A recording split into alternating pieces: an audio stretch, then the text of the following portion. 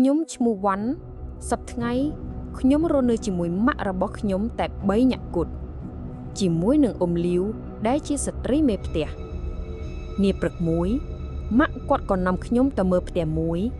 ជាផ្ទះមីងធា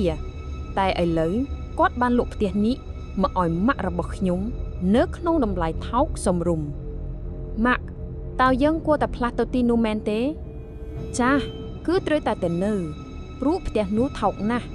ហើយវាល្អសម្រាប់ពួកយើងផងដែរតែខ្ញុំគិតថានៅជនបទមិនស្រួលដូចនៅទីក្រុងទេម៉ាក់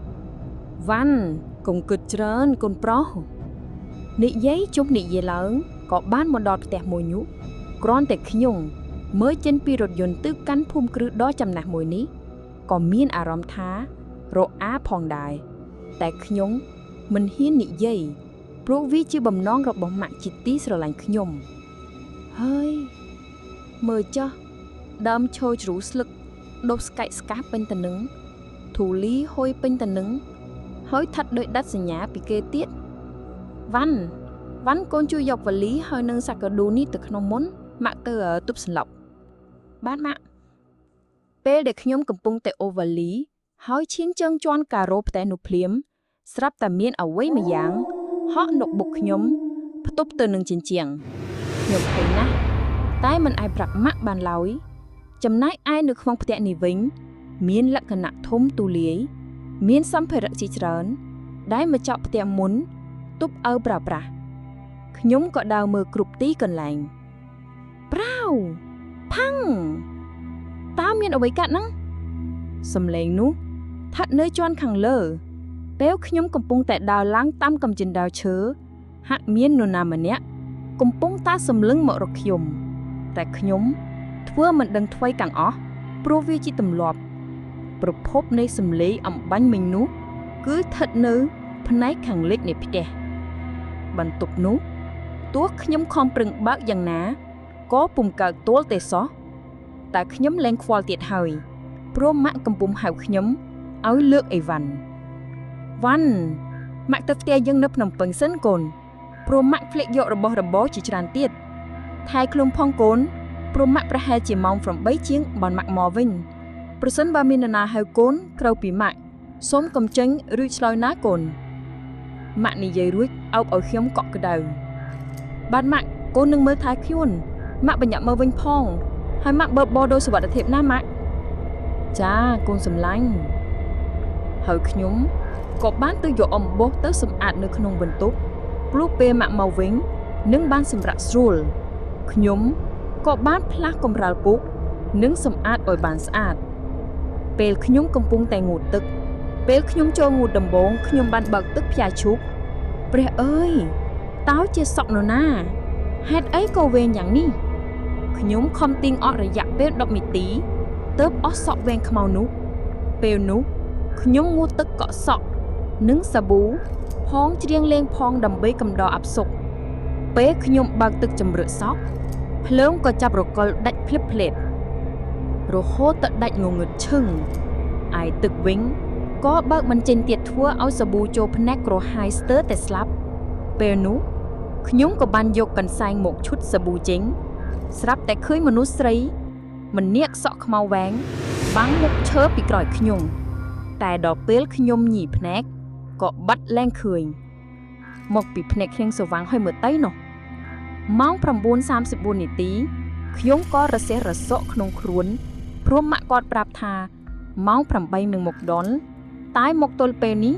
នៅតែមិនទាន់ឃើញខ្ញុំក៏សម្រេចជីកខទៅគាត់ប្រាប់ថាកំពុងតែស្ទះផ្លូវទៅពុំរួចខ្ញុំក៏កេងចុចទូរស័ព្ទលើពូកខណៈនោះខ្ញុំឃើញព័ត៌មានមួយបានចុះផ្សាយនៅលើទំព័រ Facebook ពីករណីឃាតកម្មសម្រាប់មួយគ្រួសារគ្មានសល់កាលពីថ្ងៃទី14ខែ8ឆ្នាំ2018ទេថ្មីនេះខ្ញុំភ្ញាក់ព្រឺតនឹងព័ត៌មាននោះព្រោះផ្ទះនោះគឺជាផ្ទះដែលខ្ញុំកំពុងតែនៅនេះឯងខ្ញុំចាប់ផ្ដើមភ័យញ័រសពសពពីរង្កាយព្រោះមីងធាក៏ត្រូវបានគេសម្លាប់ដែរតែចុះហេតុអីក៏តើអ្នកណាជាអ្នកលក់ផ្ទះនេះមកឲ្យពួកយើងបើម្ចាស់ផ្ទះស្លាប់អស់ហើយនឹងខ្ញុំត្រូវតែដឹងកម្មពិតឲ្យទាល់តែបាន ព្រោះម៉ាក់និងខ្ញុំនឹងជាប់ទោសចំពោះការនៅផ្ទះរបស់អ្នកដទៃដោយគ្មានការអនុញ្ញាតពេលនោះខ្ញុំក្តៅស្អុះខ្លាំងណាស់សូម្បីតែម៉ាស៊ីនត្រជាក់ក៏ទ្រាំទ្រមិនដែរពេលដែលខ្ញុំចេញមកក្រៅហើយបែរទៅវិញស្រាប់តែឃើញមនុស្សស្រីម្នាក់កំពុងចង្អុលមកខ្ញុំយ៉ាងសាហាវចុះបើជាអ្នកតើមានអារម្មណ៍យ៉ាងណាភ្នែកលៀនធំមុខពោពេញទៅដោយឈាមពេលនោះខ្ញុំក៏រត់ចូលផ្ទះដើម្បីទៅតតាំងនឹងខ្មោចមួយនោះ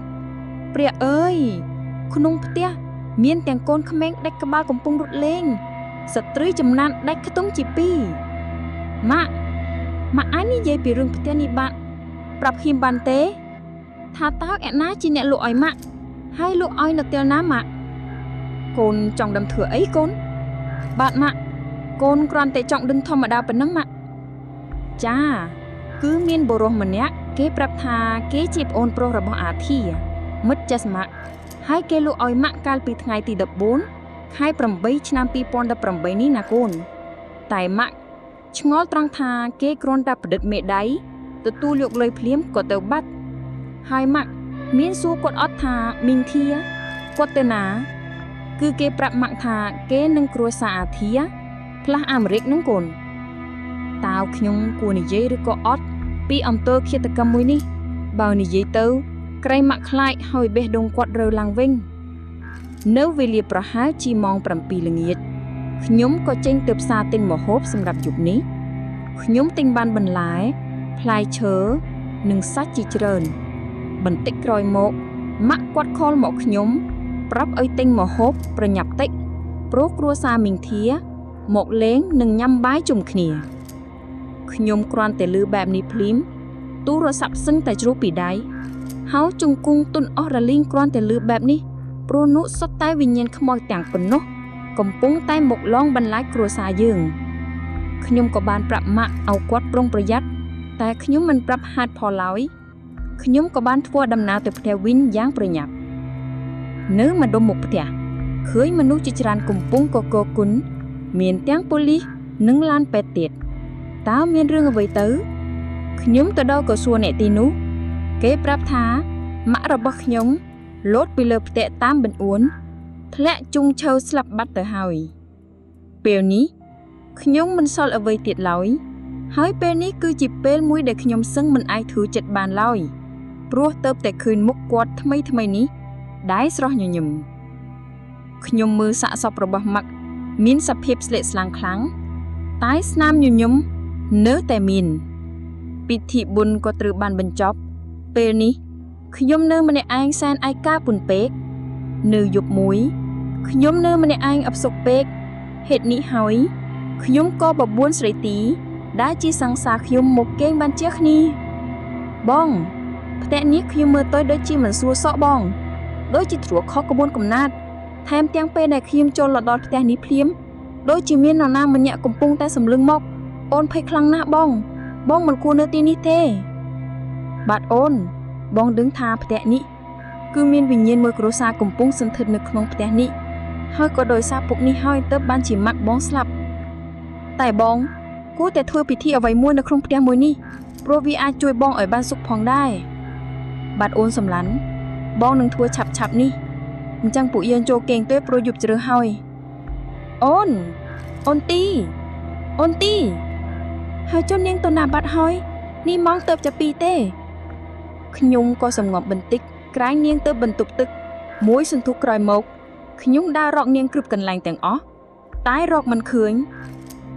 ខ្ញុំភ័យខ្លាំងណាស់ព្រោះមិនដឹងថានាងកើតរឿងអ្វីឡើយមេភ្លៀងកាន់តែខ្លាំងឡើងរីឯផ្លេចបន្តចាំងពន្លឺចចាយពេញទាំងប្រទេសពេលនេះខ្ញុំវីវក់អស់ហើយតែសល់បន្ទប់មួយទៀតដែលខ្ញុំបើកមិនចេញមួយទៀតនៅជាន់ទី3ហាបន្ទប់នោះមិនបានចំហួយគ្នាចឹងខ្ញុំក៏ឈានជើងចូលទៅភ្លើងក៏រលត់ចុករលត់ឡើងចៃដុនខ្ញុំក៏បានដាក់ទូរស័ព្ទមកផងពេលខ្ញុំបញ្ចាំងទៅជុំវិញនោះជុំគុំខ្ញុំទុនដោតដីដោយសារនារីដែលជាទីស្រឡាញ់របស់ខ្ញុំក៏របស់នាងភ្ជាប់ជាមួយខ្សែប្រព័ន្ធដោយចងភ្ជាប់ជាមួយនឹងពីដានផ្ទះភ្នែករបស់នាងបាក់ធំ ដៃរបស់នាងក្តាប់ជួបនៅសម្បុត្រមួយសរសេរថាបង